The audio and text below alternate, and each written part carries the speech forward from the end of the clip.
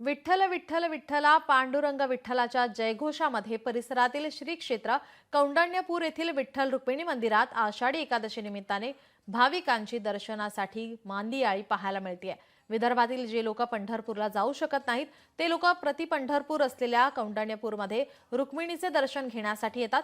आषाढी एकादशीच्या दिवशी लाखोंच्या संख्येने वारकरी भक्त पंढरपूरमध्ये दाखल होत असतात। कौंडण्यपुरातही भाविक दर्शनासाठी येतात। या ठिकाणी रुक्मिणी मातेचे आणि 5 सतीचे माहेर आहे। आषाढी एकादशीला पंढरपूरसाठी रुक्मिणी मातेच्या माहेराहून गेलेली ही महाराष्ट्रातील एकमेव मानाची पालखी आहे। जे भाविक पंढरपूर येथे विठ्ठलाच्या दर्शनासाठी जाऊ शकले नाहीत ते आषाढी एकादशीच्या दिवशी कौंडण्यपूर येथे दर्शनासाठी येत असतात।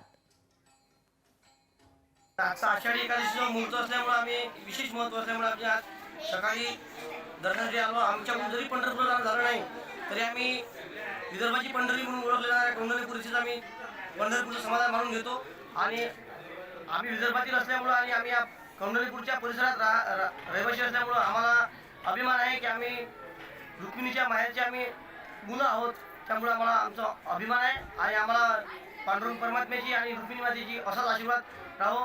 आषाढी एकादशीला आम्हाला जरी पंढरपूरला जाता येत नसलं तरी आम्ही कौंडण्यपूरला येऊन दर्शन करतो आणि आम्हाला ते समाधान लागते की आम्ही पंढरपूरला गेल्याचं समाधान लागते।